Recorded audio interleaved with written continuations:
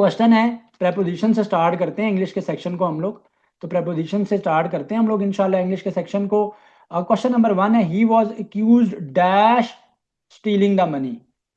Accused का मतलब होता है इल्जाम लगाना। तो जब भी किसी पे इल्जाम लगता है, एक्यूज के साथ हमेशा आपने याद रखना है ऑफ की प्रेपोजिशन आती है। He was accuse of stealing the money, of stealing the money. तो he was accuse of stealing the money, past papers में से बहुत दफा ऐसा प्रेपोजिशन रिपीटेड रहा है। The children were playing in, on, at, by. जब कोई चीज कोई काम किसी जगह में हो रहा होता है, किसी खास जगह में हो रहा होता है, तो हम उसके लिए इन का प्रेपोजिशन यूज करते हैं, एट का प्रेपोजिशन नहीं यूज करते। ठीक है, जिसमें अगर मैं ये कहूंगा ना, the train is at the platform, इसका मतलब है कि ट्रेन प्लेटफॉर्म के ऊपर पहुंच चुकी है। अब बच्चे यहाँ पे बाग के अंदर खेल रहे हैं, they are playing in the garden, inside the garden. So this is why यहाँ पे प्रपोजिशन इन की आएगी। ठीक है, she is good in, with, on, at. She is good at mathematics. अब ये भी एक बहुत कॉमन प्रपोजिशन है जिसको लोग गलत करते हैं। She is good at mathematics होगा, she is good in mathematics नहीं होगा। लोग यहाँ पे, स्टूडेंट्स यहाँ पे इन लगा देते हैं। She is good at mathematics, जब आप किसी चीज के अंदर माहिर होते हैं तो उसके लिए एड का वर्ड यूज होता है। तो she is good at mathematics. ठीक है, he is good eight playing football. ठीक है, तो एट आएगा, तो एट आएगा वहां पे। I will meet you at, on, in, by. तो जब आप किसी दिन के बारे में बताते हैं, किसी टाइम के बारे में बताते हैं, तो फिर आप ऑन लगाते हैं, प्रपोजिशन में आप ऑन यूज करते हैं। ठीक है, एड यूज नहीं करते कि I will meet you at Monday, I will meet you on Monday, मैं मंडे को आपसे मुलाकात करूंगा। ठीक है, the cat jumped into, table के अंदर तो नहीं ना जंप करेगी, ऑन टू, टेबल के ऊपर जंप करेगी, तो onto the table. The cat jumped onto the table होगा, अगर ओवर होता तो फिर the cat jumped over the table होता। तो ओवर तो यहाँ पे प्रपोजिशन की चॉइस में गिवन नहीं है। He divided the cake into 6 parts ही होना चाहिए। He divided the cake into 6 parts, उसने केक को 6 पार्ट्स में डिवाइड कर दिया। ठीक है, सो इनटू यहाँ पे राइट चॉइस बन रही है। He divided the cake into, क्योंकि जब आप किसी चीज को टुकड़ों में तकसीम कर देते हैं तो आप इनटू लगाते हैं कि ही divided the cake into 6 parts. He divided the cake into 6 parts. जब आपके पास वो टाइम स्पैन गिवन नहीं है, वो तारीख गिवन नहीं है, तो आप फॉर लगाते हैं। आप क्या लगाते हैं? फॉर लगाते हैं। तो they have been living here for 5 years, वो यहां पर 5 सालों से रह रहे हैं। अगर ये सेंटेंस होता कि they have been living here, they have been living here dash 2020, तो फिर मैं सिंस लगाऊंगा कि they have been living here since 2020। अगर मैं किसी को ये कह रहा हूं कि मैं तुम्हारा 5 घंटों से वेट कर रहा हूं, तो फिर भी फॉर लगेगा। I have been waiting for 5 hours। अगर मैं कहता हूं किसी को कि मैं तुम्हारा 5 बजे से इंतजार कर रहा हूं, तो I have been waiting since 5 o'clock आएगा। तो सिंस तब आएगा जब आपके पास वो डेट गिवन है, वो टाइम गिवन है, जब आपके पास वो एज क्वांटिटी गिवन है। ठीक है, कि जी 5 साल हो गए, 5 दिन हो गए, 5 घंटे हो गए, तो फिर आप फॉर लगाएंगे। She is fond of music, जब आप किसी चीज के शौकीन होते हैं तो फॉन्ड ऑफ लिखा जाता है। He is fond of playing cricket, she is fond of music. ठीक है, उसको म्यूजिक का शौक है। ठीक है, the office is closed on Sundays, जो ऊपर भी गुजरा है मंडे वाला कि I will meet you on Monday. The office is closed on Sundays आएगा, जब भी दिन होगा मेंशन होगा तो साथ आपने ऑन लगाना है। He was absent from the meeting, in the meeting, on to. He is absent from the meeting, वो मीटिंग से एबसेंट था। ये तो आसान है, हम क्लास में भी कहते हैं is absent from the class, is absent from the meeting. The book is lying on the table, the book is lying on the table, ये लास्ट लैट एग्जाम में भी आया था और बहुत आसान था, और उसके बावजूद भी बच्चे वहां पे अपॉन लिखाए थे। अपॉन नहीं आएगा, the book is lying on the table, किताब मेज पर पड़ी हुई है। ठीक है, we arrived dash the station early, we arrived at the station, जब आपने किसी जगह पे पहुंचना होता है तो एट लगता है। We arrived at the station early. He walked slowly dash the road, on the road, along the road, under the road. अब वॉक रोड के ऊपर तो नहीं किया जाता ना, रोड के साइड पे वॉक करेंगे, तो अलोंग, अलोंग आएगा। ही walked slowly along the road. They agreed at the proposal with two on, they agreed या तो आप अपॉन होते हैं या ऑन होते हैं, या फिर अपॉन आता है, अप ऑन आता है, या फिर ऑन आता है।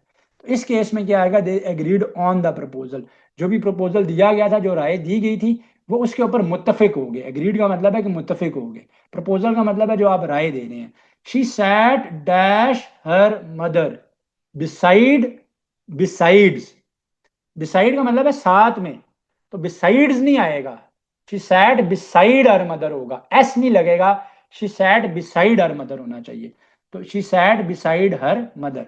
He is angry on his brother, नहीं ये गलत है और ये बड़ी कॉमन मिस्टेक है। ही, जब आप किसी से गुस्सा होते हैं, जब आप किसी से नाराज होते हैं, तो आप विद लगाते हैं, ही is angry with his brothers, brother, ठीक है। एट इज ब्रदर भी नहीं होगा, ऑन इज ब्रदर भी नहीं होगा, he is angry with his brother, वो अपने भाई से गुस्सा है, ठीक है। The train goes to dash the tunnel, अब ये 1 जून के लैट एग्जाम में भी आया हुआ था। The train goes through the tunnel होना चाहिए, भाई ट्रेन टनल के अंदर से गुजरेगी ना, जब आप अंदर से कोई चीज गुजर रही है, उसके अंदर से पास हो रही है, सुरंग के अंदर से ट्रेन गुजरी, तो थ्रू द टनल आएगा।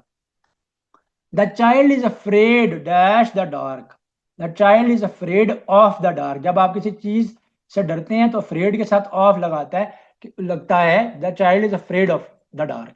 ही prevented her from going to by with going, he prevented her from going, उसने उसको जाने से रोका, प्रिवेंट करना, बचाना, रोकना, ठीक है। द बॉय फेल, अब फेल ऑफ भी हो सकता है, ठीक है। फेल ऑफ होता है कि आप किसी दीवार से गिरे हैं, fell off, if the boy fell off from the wall, अब यहां पे वॉल नहीं है, ये बताया जा रहा है कि वो किस चीज के अंदर गिरा है, वेल है, वेल कुएं को कहते हैं, ये देख के करने होते हैं। मैंने बताया ना कि प्रेपोजिशन आसान होते हैं, तो हम बचपन से इनमें कॉमन मिस्टेक्स कर रहे होते हैं। सेकेंडली क्या होता है कि एक्साइटेड होके भी कि यार इन टू, ऑन टू, ऑफ लगाना है, छोटे छोटे वर्ड लगाने हैं, तो भी स्टूडेंट्स इसमें मिस्टेक करते हैं प्रेपोजिशन के पोर्शन में। बाकी आपके लैट में होने antonyms, synonyms, prepositions and correct form of verb भी होता है, ये 4 चीजें ही आपकी मेन, जो आपकी इंग्लिश है उसके अंदर 80 to 90% चीजें यही पूछी गई होती हैं, ठीक है। तो वो कुआं है, यहाँ पे ये वॉल नहीं है, जल्दी में इसको वॉल नहीं कहना, अगर तो वो वॉल से गिरेगा, दीवार से गिरा तो फेल ऑफ होगा।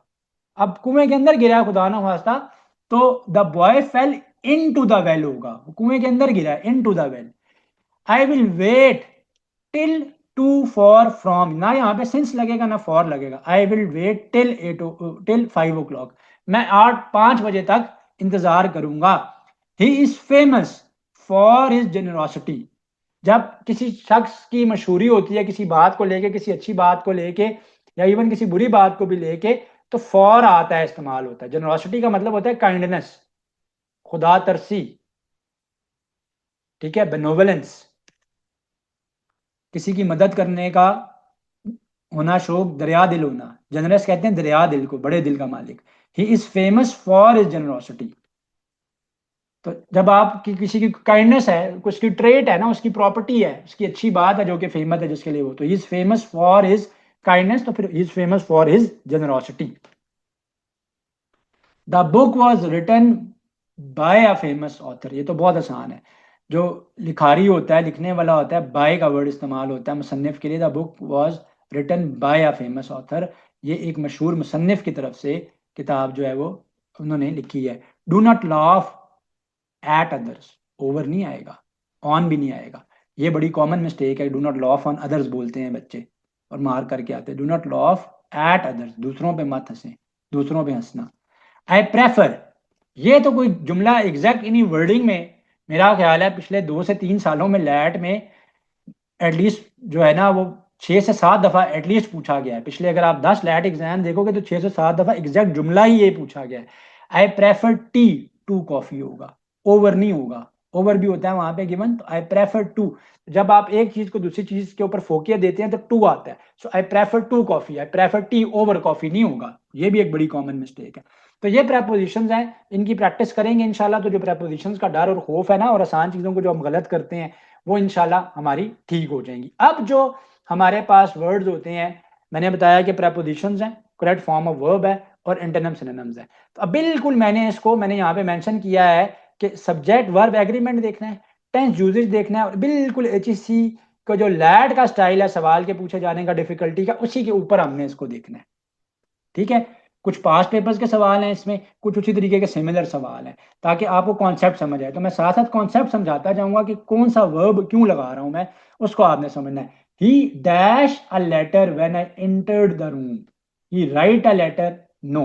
भाई उस टाइम वो काम कर रहा है ना, और इंटर्ड बता रहा है कि यहाँ पे सेकंड भी आएगा साथ। ही रोट अ लेटर, ये नहीं, रोट का मतलब है कि लिख चुका था। He was writing a letter, वो उस टाइम ये काम कर रहा है, तो ही वॉज राइटिंग, वॉज आएगा क्योंकि एंटर्ड है, यहाँ पे वॉज आएगा, वॉज पास बता रहा है, और वो उस टाइम काम को जारी रखे हुए था, तो he was writing a letter when I entered the room.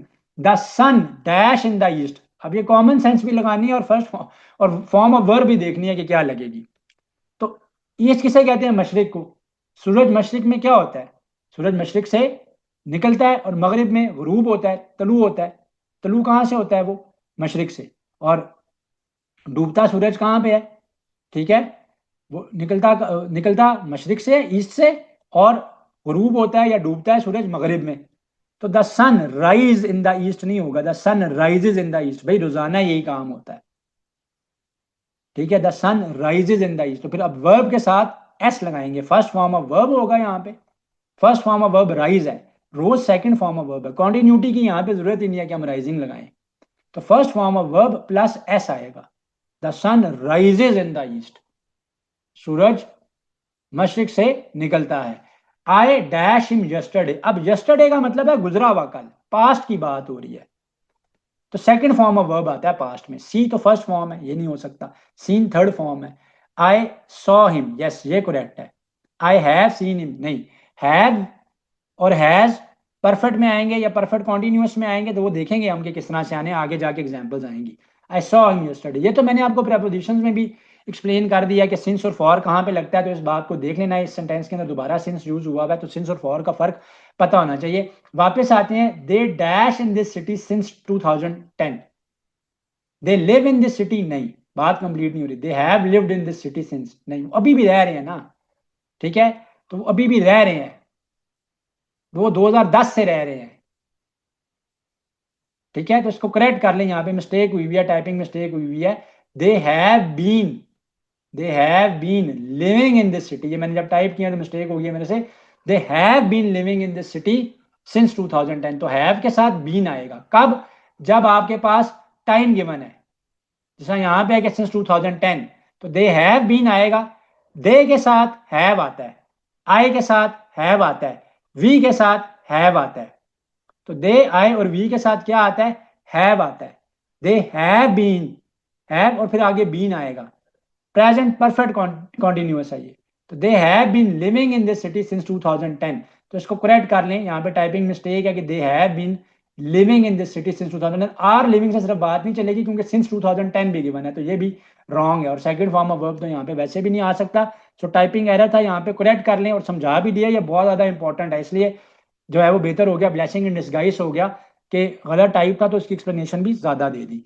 If you study, अब कंडीशन है, कंडीशन है, कंडीशनल सेंटेंस है क्योंकि इफ लगा हुआ है, शर्तिया सेंटेंस है कि भाई अगर तुम पढ़ोगे, इफ यू स्टडी, अब फर्स्ट फॉर्म ऑफ वर्ब है, तो if you study you will pass, you will पास, क्योंकि अभी वो काम होना है फ्यूचर में। भाई जिस चीज के ऊपर अभी कंडीशन लगाएगी वो काम हुआ तो नहीं है ना। अगर मैं कहता हूं if my car start, I drop you to the office, अगर मेरी गाड़ी स्टार्ट होगी तो मैं तुम्हें ऑफिस छोड़ आऊंगा, तो इफ के साथ फिर फर्स्ट फॉर्म ऑफ वर्ब लगती है, तो इसलिए यहां पे ये अब फर्स्ट फॉर्म ऑफ वर्ब आएगा। जब इफ कंडीशनल की फॉर्म में इस्तेमाल हो रहा है, तो फिर साथ फर्स्ट फॉर्म ऑफ वर्ब आएगा, विल आएगा, और फ्यूचर के लिए बात हो रही है तो विल आएगा। और शेल का इस्तेमाल आप तकरीबन इंग्लिश जुबान में नापैद हो चुका है, तो शेल को आपने यूज नहीं करना, विल को यूज करना है। You study you will pass, modern English में शेल खत्म हो गया। अच्छा, he dash to school every day, he goes to school every day, रोज जाता है ना, रोजाना एक काम हो रहा है, तो एस आएगा साथ, तो he goes to school every day. ठीक है, the train dash before we reach the station, the train left before we reach the station, बात पूरी नहीं होती क्योंकि परफेक्ट भी बताना है ना। The train had left, train जा चुकी थी हमारे स्टेशन पहुंचने से पहले। रीच्ड है, पास्ट की बात हो रही है, तो हैड लेफ्ट आएगा। The train had left before we reach the station. तो देख के करना। अच्छा, ये एक बड़ा बड़ा कॉमन सेंटेंस है जिसको में लोग मिस्टेक करते हैं। Neither Ali nor his friends are coming. अब नीदर अली है, neither Ali nor his friends are coming. तो फ्रेंड्स को देखना है हमने, ना तो अली आ रहा है ना ही उसके दोस्त आ रहे हैं। अब फ्रेंड्स क्या है, प्लूरल है, तो प्लूरल के साथ आर आएगा। Neither Ali nor his friends are coming. तो नॉर हिज फ्रेंड्स ये प्लूरल है, एक से ज्यादा है, तो आर आएगा यहाँ पे। She usually dash tea at 5 PM। She usually takes tea. मैंने बताया ना कि फर्स्ट फॉर्म ऑफ वर्ब आती है फिर सिचुएशन में, और साथ में एस आता है। ऊपर भी एक ऐसा सेंटेंस गुजरा है जहां पे ये चीजें, राइजेस वाला, the sun rises in the east वाला। तो she usually takes tea at 5 PM। They dash their work now, they finish their work now. Reason क्या है कि they finish their work now, तो खत्म ना कर चुके ना अभी कर रहे हैं, अभी नाउ, अभी अभी अभी की बात हो रही है। They finishing their work now. They are, they के साथ प्लूरल लगेगा, they are finishing their work now. वो अब अपना काम खत्म कर रहे हैं। जुमला उर्दू में ये बनता है कि वो अब अपना काम खत्म कर रहे हैं, ये जुमला बनता है। ठीक है, तो उसका मतलब ये बनता है, तो इसको आपने देख के करना है कि वो अब अपना काम खत्म कर रहे हैं, तो they are finishing their work. तो नेक्स्ट क्वेश्चन है क्वेश्चन नंबर 36। इसमें कह रहे हैं कि I dash in this college for 2 years। I dash in this college for 2 years। Study, studied, have studied, और नीचे ऑप्शन मौजूद है हैड स्टडीड का। देखिए यहाँ पे हैव स्टडीड और हैड स्टडीड दोनों को यहाँ पे फिट किया जा सकता है, यानी इसको प्रेजेंट परफेक्ट भी बनाया जा सकता है और इसको पास्ट परफेक्ट भी बनाया जा सकता है, डिपेंडिंग अपॉन के इस बात का मतलब क्या लिया जा रहा है। अब प्रेजेंट परफेक्ट टेंस तब बन सकता है कि जब एक स्टूडेंट एक कॉलेज में पढ़ रहा है और 2 साल वो ऑलरेडी पढ़ चुका है, लेकिन अभी भी उसने अपनी एजुकेशन वहां पे कंटिन्यू की हुई है। तो अगर उसकी एजुकेशन अभी भी वहां पर कंटिन्यू है तो हम कहेंगे कि I have studied in this college for 2 years।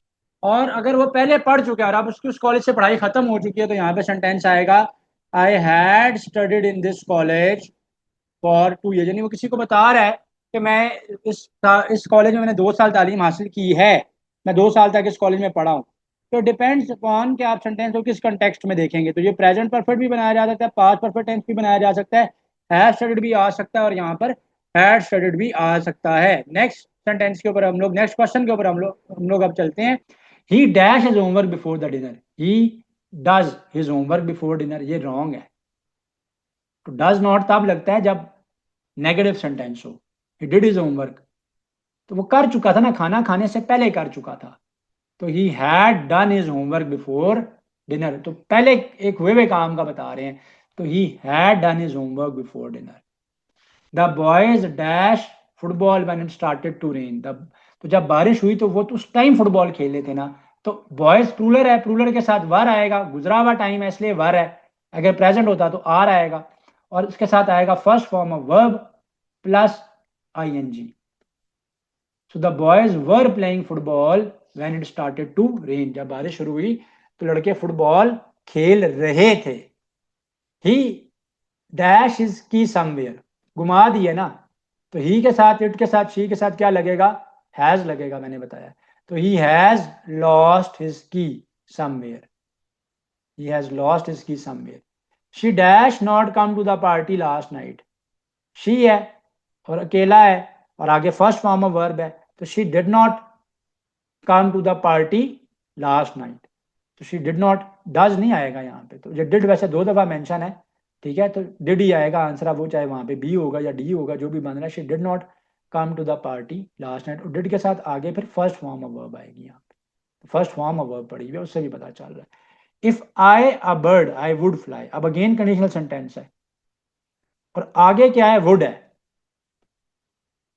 Would है कि मैं अगर परिंदा होता तो मैं उड़ता, तो मैं उड़ता। If I dash a bird I would fly. तो वुड है, पास्ट की बात हो रही, तो आई के साथ वर लगेगा। was नहीं लगेगा. If I were a bird, I would fly. The news, news in itself collective noun है. The news is shocking. एक न्यूज हो या ज्यादा हो, आर नहीं आता, इज ही आता है न्यूज के साथ, क्योंकि ये कलेक्टिव नाउन है. ये क्या है? ये कलेक्टिव नाउन है. The news is shocking. The news is shocking. So news क्या है? शॉकिंग है. Each student dash a pen, have a pen, are, तो ईच स्टूडेंट है ना, एक की बात हो रही है, तो प्लूरल तो नहीं है, वन है, तो हैज आना चाहिए. Each student has a pen. Each student has a pen. He dash to play cricket now. ठीक है. He use to play cricket now. अब उसको cricket, he use to play cricket. ठीक है. नाउ और देन के साथ यूज्ड आएगा, सेकंड फॉर्म ऑफ वर्ब आएगा. He use to play cricket now. ठीक है. देन होगा तो तब भी यूज्ड ही आएगा, सेकंड फॉर्म ही आएगी. तो he use to play cricket now. तो ये वो जो इजी सेंटेंस है ना, एंटोनिम सिनोनिम तो चलो अपनी जगह पे हो गए. ठीक है. लेकिन ये प्रेपोजिशंस हो गए, करेक्ट फॉर्म ऑफ वर्ब हो गए, देखने में क्योंकि छोटे छोटे वर्ड्स होते हैं, लैट में कितने डिफिकल्ट वर्ड्स आते नहीं है कि जिनके बहुत ज़्यादा, जैसे वो एंटोनिम सिनोनिम मीनिंग में कुछ ऐसे वर्ड्स आ सकते हैं कि जो आपको ऐसे लगेंगे कि जी मुझे तो नहीं आता इसका मीनिंग, वो एक अलहदा बात है. लेकिन ये जो सेंटेंसेज हैं प्रेपोजिशंस के, करेक्ट फॉर्म ऑफ वर्ब के, इनका डिफिकल्टी लेवल मोर और लेस बेसिक के करीब होता है. और बेसिक में ही हम सब लोग जो है वो क्या करते हैं, स्टूडेंट्स क्या करते हैं कि वो मिस्टेक्स करते हैं. ठीक है. They dash never late for class. So first form of verb आएगा, तो दे है, दे के साथ आर आएगा, प्लूरल है ना, तो they are never late for class, वो कभी क्लास के लिए लेट नहीं होते. While she dash dinner the bell rang. अब जब वो खाना बना रही थी तब काम हुआ, तो अगेन वही वही बात होगी कि कुकिंग आएगा. कॉन्टिन्यूटी है ना, अभी ये वो काम हो रहा है, कॉन्टिन्यूस है, पास्ट कॉन्टिन्यूस है ये. While she was cooking dinner, जब वो खाना बना रही थी तो घंटी बजी. ही डैश इंग्लिश फॉर 5 years. अब अगेन मैंने बताया ना कि जब भी हमारे पास प्रेजेंट परफेक्ट सेंटेंस होगा, प्रेजेंट परफेक्ट कॉन्टिन्यूस टेंस होगा, तो उसमें क्या होता है, ही और शी के साथ हैज लगेगा, इट के साथ भी हैज बीन लगेगा, plus first form of verb लगेगी और आईएनजी लगेगा. ऊपर एक सेंटेंस गुजर चुका है लेकिन वहां पे आए था कि वी था, आए वी और दे के साथ हैव बीन लगेगा. तो अगर तो इसमें प्लूरल होगा तो फिर हैव और फिर साथ में been plus first form of verb और उसके साथ आईएनजी जोड़ी हुई होगी. ठीक है. फर्स्ट फॉर्म ऑफ वर्ब और साथ में आईएनजी. और अगर ही शी इट होगा, सिंगुलर होगा, सिंगुलर होगा तो क्या होगा, सिंगुलर के साथ हैज बीन आएगा, हैज बीन, और वही बात कि फर्स्ट फॉर्म ऑफ वर्ब के साथ आईएनजी जुड़ा हुआ. तो he has been learning English for 5 years. Exact पिछले पेपर्स में क्वेश्चन आया था, वहां पे पता नहीं फ्रेंच लिखा हुआ था या कोई और चीज लिखी हुई थी. ठीक है. द बेबी, ये भी एग्जैक्ट पास पेपर का सेंटेंस है. अब यहां पे अगेन अगर ये सिंस मॉर्निंग का ना होता तो मैं लिखता the baby is crying, the baby is crying. तो यहाँ पे ये काम नहीं चलेगा. आगे सिंस या फॉर जब भी है तो मैंने बताया कि हैज बीन हैव बीन देखना पड़ेगा. बेबी सिंगुलर है तो the baby has been crying since morning. ये दोनों सेंटेंसेस जानबूझ के इकट्ठे टाइप किए ताकि ये कॉन्सेप्ट आपको याद रहे. You dash go now. अब इस तरह का समटाइम सेंटेंस आता है और इंसान कंफ्यूजन का शिकार हो जाता है कि माइट लगाऊंगा, मे लगाऊंगा, कैन लगाऊंगा, कुड लगाऊंगा, मस्ट लगाऊंगा या कैन लगाऊंगा. अब कोई किसी को ऑर्डर दे रहा है ना कि अब आप जा सकते हो, तो यू मे गो नाउ आएगा. सिंपल बात है. यू कैन गो नाउ नहीं होगा. तो सबसे बेस्ट यहां पे मे ही चॉइस बनती है कि you may go now. Like, comment, and subscribe.